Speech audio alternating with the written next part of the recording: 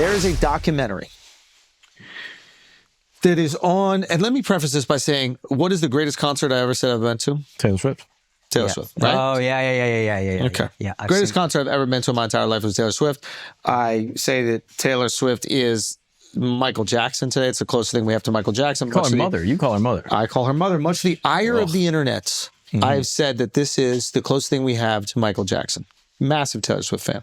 Was not a Taylor Swift fan until I went to that concert, and then I saw it and I was like, this girl's the truth. This is just the most amazing concert I've ever seen. There's a documentary on Max right now that is HBO's streaming service. Correct. And I believe it's only 2 parts. Yep. And it is about Bad Blood, Taylor Swift and Scooter Braun. Now, Scooter is our homie. I just want to point this out. Yeah. Okay? Love Scooter. I tell him all the time that Taylor's the greatest artist I've ever seen live. Okay? I've been telling him this for fucking years. Yeah. 100%. I think he knew this while I was. He knew. He knew. Yeah, he knew. He invested. He agrees. Yeah. I watched this documentary. It's a 2-part documentary. Yeah. 1 part is Taylor's side, 1 part is Scooter's side. Yes. Oh, that's cool. You said it? No, I didn't watched see it. But you watched it. Okay. It's cool. You guys should all watch this. Yes. The fact that this document, keep this in mind, Taylor Swift is the biggest artist in history. She's factually the biggest artist in history. This documentary is almost impossible to find on Max. Yeah. It's never hit #1 on Max. Yeah. This is, let me clarify this again.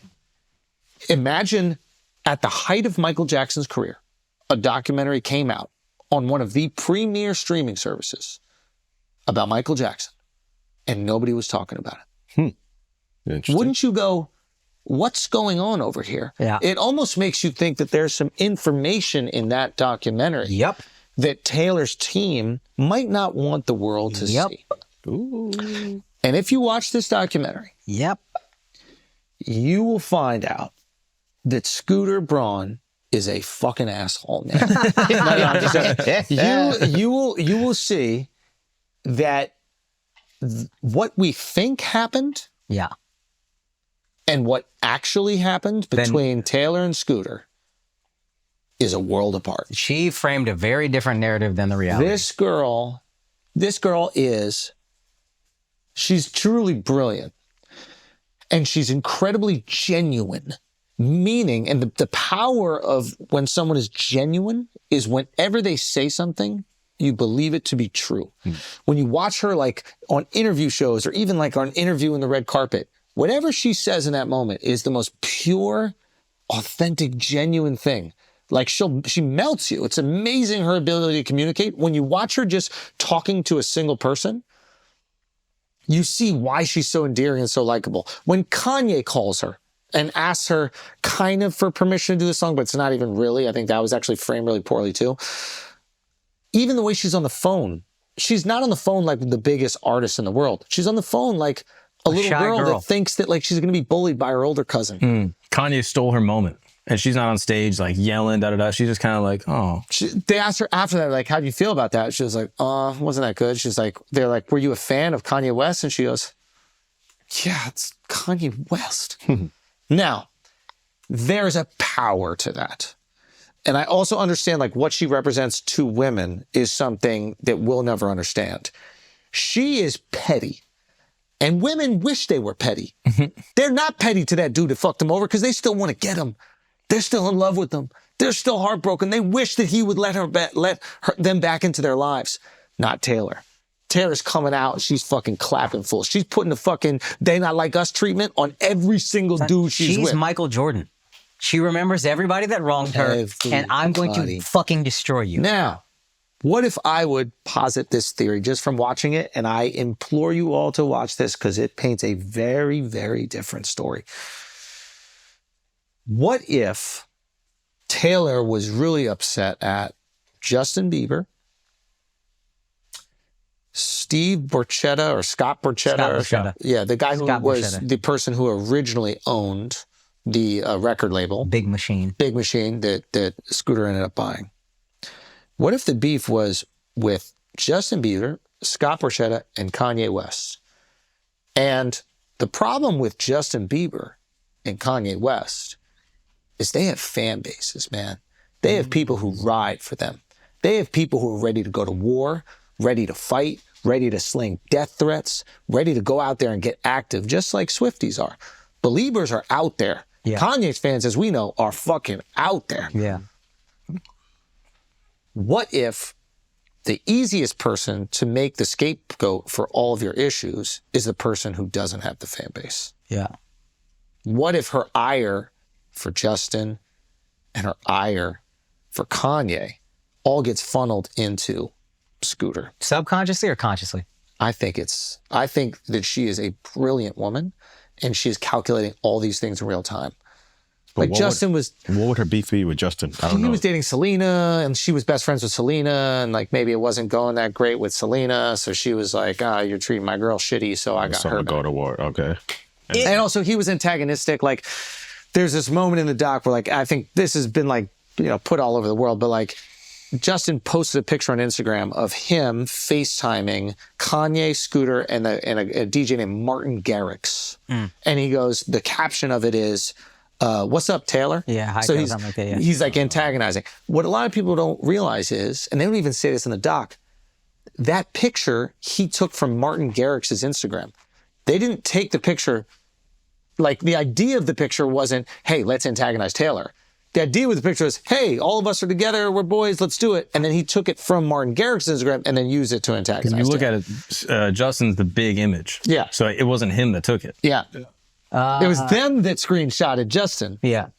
You know what I'm saying? But he's still I mean, antagonizing. anybody. Well, Justin is doing the antagonization, but it's not like Scooter, Kanye, and Justin are all coming together to bully. antagonize. Yeah. You know what I mean? Yeah. But there's no smoke from Taylor to Justin. Yeah. I don't see the songs about Justin. Yeah. I don't even see that many about Kanye, to be honest with you. No, she took some jabs. Yeah, Right? she took some shots at him. But like for as big a thing as she'll give that whole album to a motherfucker she dated for a week. And just light jabs to Kanye. She ain't give him no pussy. That's what. I think she is. I like that this theory. could be true. Is it also possible she's just an incredibly shrewd businesswoman, and instead of paying for her masters, which apparently Scooter did offer, and there was a negotiation, and she didn't love the price, instead of doing all that, you know what I could do for free? Re-record everything, get my fans to buy it even more by weaponizing victimhood. And now, not only do I not have to pay hundreds of millions for my masters, I'm gonna be a fucking billionaire. So Yeah, that 100% yes. That move is fire. So, but here's the thing that's really interesting about that move.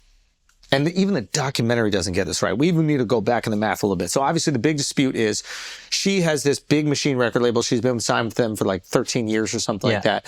Yeah. She finally is done with her deal and she basically wants to buy her masters back. Big Machine goes, well, we can do a workout. So every new album that you give us, we'll give you one of your old albums masters. And they talk about, there's also another one where it's a complete buyout. And she's like, you know what? I don't want to do that. Okay. Now, there's an important component that's happening during this time that nobody's aware of, but I'll tell you guys in a second. She goes, I don't want them. Matter of fact, it's okay. Okay. She says she doesn't want her master. She doesn't want it. There's email correspondence for all this. Okay. Now, keep in mind, Taylor has said throughout this process, I never knew anything. No, they didn't even give me the opportunity. Her words are on video saying this. Is her dad involved? While there's, we're going to get to that. Yeah. While there's email correspondence saying otherwise. Now, her dad, once she signed with this record label, bought a 3% share of the record label. Yeah. Okay. So he is a shareholder and on the executive board. Now, in the documentary, they say he didn't want to have to lie to his daughter about certain things, so he denied opening all the emails. He was on the executive board, but he didn't open the emails. But they placed one of the management people from Taylor on the emails. So the manager saw one of that manager guys who was on the team saw every single thing. Now, once it came out that there was email records of Taylor knowing what was going on and her team knowing what was going on, and that was not, that information was not consistent with what Taylor was saying, that guy who was on those emails, that manager, just so happened to retire. Okay. Maybe he was tired of his job. Maybe he no longer wanted to work for the biggest artist of all time. Yeah. Or maybe you get put out to the pasture. Who fucking knows? It doesn't matter. Point is, she decides not to. Two ways to buy it out. She decides not to. She signs to Universal. Okay? That really pisses off Big Machine. Why the fuck would you sign to Universal? I gave you an opportunity, 1, buy them, or 2, earn them out. And you're going to go sign to Universal. Now, Universal has made a deal with Taylor that nobody else is aware of. And that deal is that they were going to buy the masters back for her and give it to her. Fire. This isn't even in the documentary. So Universal plans to give her back the masters. That's why she goes to them. The guy who was at Universal, Lucian Grange, I believe his name is, right? He signed the biggest artist in history away from Big Machine. How do you think that makes Big Machine feel? Oh, pretty salty. You think he wants to sell the masters to Universal? Okay. There's this other guy that comes around named Scooter Braun. He didn't know any of this. He goes, does Taylor want to buy the masters? Because if she does, I would like her to be involved in this. I'm investing in Taylor. I want to be involved for a business. I think she's the biggest fucking thing in the world. And what was, at the time, what was Scooter's relationship with Taylor? Was there any? No. She had a little issue with him because he repped Kanye, and she took that as a slap in the Not face, yet. apparently. Oh, really? Not yet. Oh, wow. Okay. No. All right, take it back. I'm pretty sure the timing isn't even yet. I'm pretty sure. Okay. The timing isn't yet. Matter of fact, Scooter didn't rep Kanye until after the Famous video comes out. Ah, okay.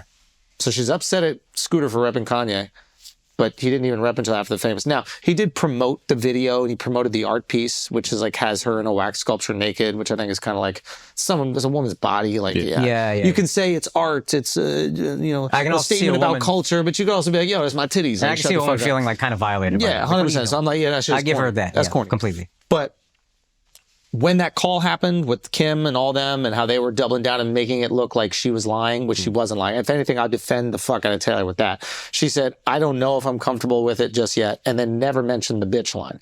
Yeah. So she never gave consent. She's like, that one didn't seem that bad. But she never said, yeah, go run with it. And then Kim and them tried to make her look like some fucking hypocrite. It was some gross shit. Yeah, after that. It came out after that. It was gross. Kim lied to her. Yeah, it's corny. Anyway, Scooter tries to do it. Scooter buys the things, fucks up the whole deal from Universal. You know who loves the fact that they're fucking over Universal? Big Machine. You just bought out, you stole my artist, and now you think I'm going to sell you the masters so you can make even more money with her? Nah, fuck you. I'm going to sell them to this other guy.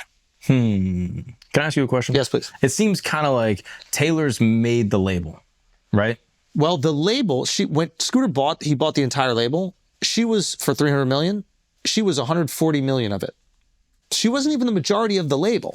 Now, he's not buying it if she's not on there. Well, she might have been the plurality, right? She is the reason you buy it. But keep in mind, there are still $160 million worth of assets that are on that label. So my question is, why wouldn't Big Machine just be like, yo, Taylor, we signed you. You gave us 7 amazing albums. We did an amazing job together. Yep. Just as a sign of good faith, we're going to give you back your masters. Like, in my mind, if you're an artist, it's like, worth $140 million. Yeah, what are you talking Gives about? away 100. but my question is, if you put in all this time, you're an artist, you make all these songs, why are you not entitled to having your art that you make? Because that's not the business model. Yeah. That's not the contract What if you that signed. is the artist model that we all feel life was that way, but That's my point. So This this is is good. You're public making a good- perception. Is that people look at this and they go, look, she made the songs, she wrote them herself. You can see the pen and paper. She recorded them with her voice. She played all the instruments. Why is she not entitled to it? That seems kind of fucked up. So I think Dave Portnoy has like the best description of this. Ironically, I know that he's like the biggest Taylor Swift fan. He shits on Scooter all the time, but like his model is much similar to Scooter's. So what he says is, especially with the Call Her Daddy thing, it's like our business model is to take 20 different bets. We bet on 20 different podcasts, maybe one blows, and that's what can pay for all this. And that's what record labels do. Yeah. Whether you like it or not, it sucks. Once you're the artist that's making all the money, you're like, fuck, I want more fucking money. I completely get this. But there's 19 other artists who only eat because you were successful. And that is the game.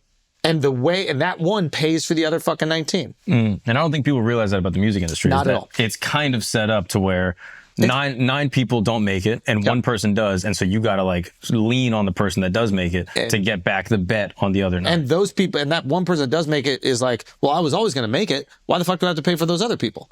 Because everyone who makes it believes that they were always going to make it. There was no option. Nobody's like that surprised by it. You dedicated your life to it. And Taylor probably would have made it any other way. She would have made it no matter what. But she happened to make it with them. I don't know if you want to bog down the whatever with like some of these other facts, but some of the things that she says just outright were not true. Like she said, Scooter tried to make me sign an NDA if I wanted to buy the Masters, that I would never publicly defame him. I could never criticize him for the rest of my life. That's just not true at all. The NDA was you can't discuss the deal, which is every NDA that you ever sign. Also, there's another thing, like in the documentary, they go, not only did Scooter sell the music to this company, because he ended up selling it as well. Yeah.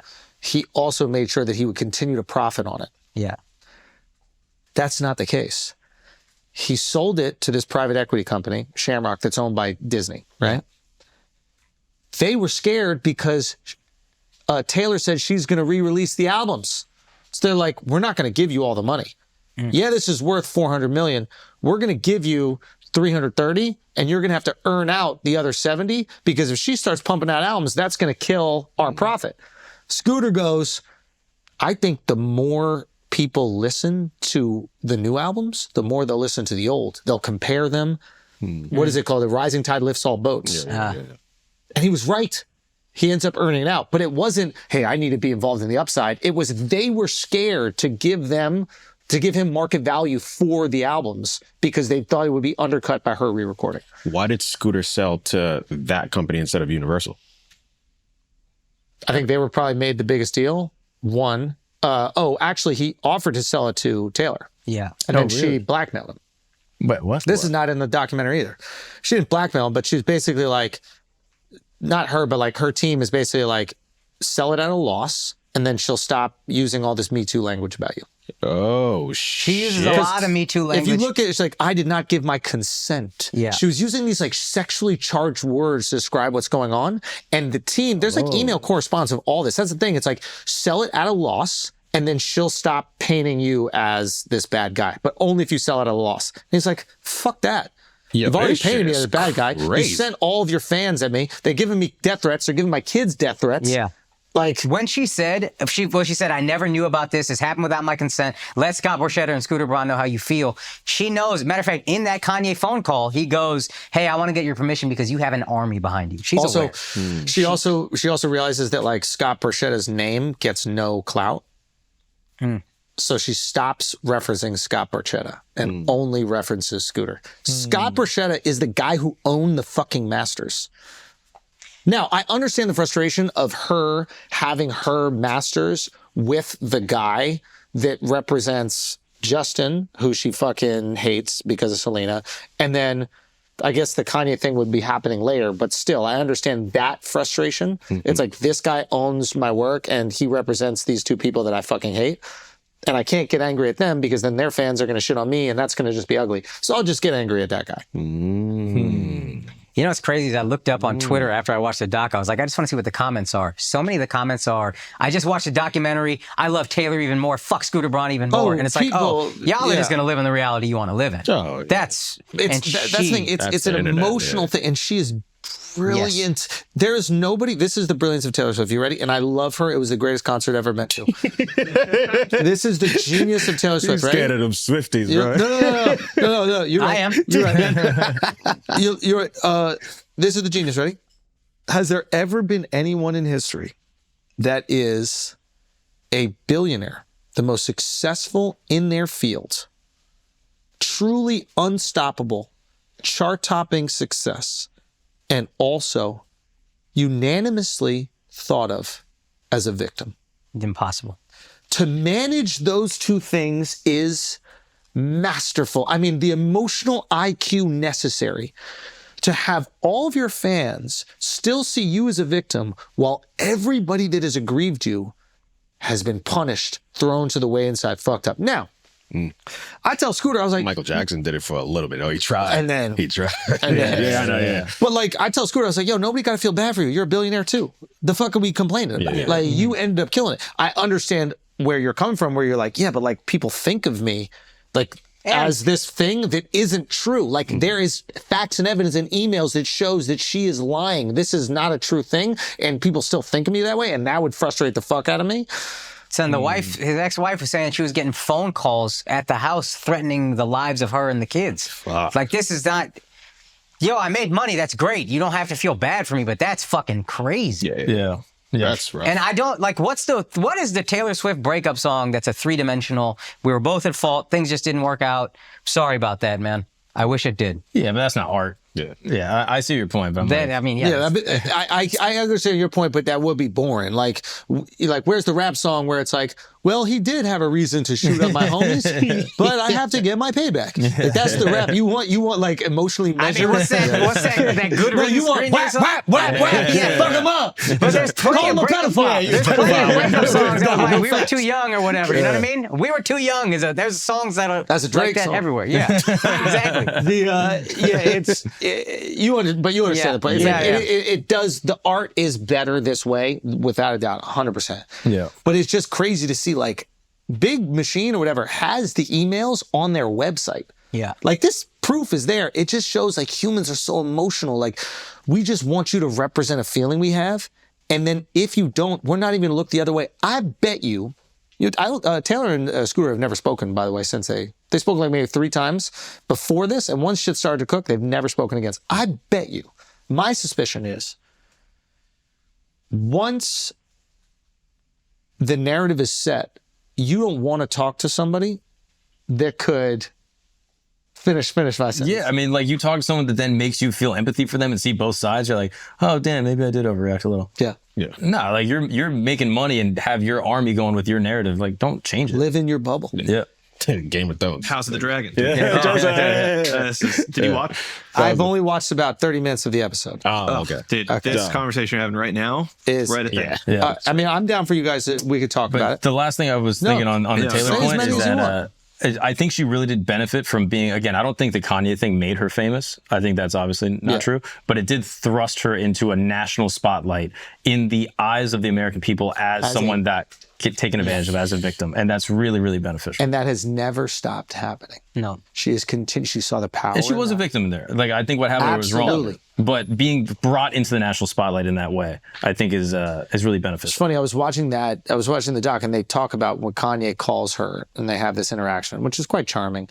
And he goes, he asks her if it's okay if he puts a line in the song, and the line of the song that he asks is not "I made that bitch famous." Yeah. It's "I think Taylor Swift might owe me sex." That's the line he asks her. Okay.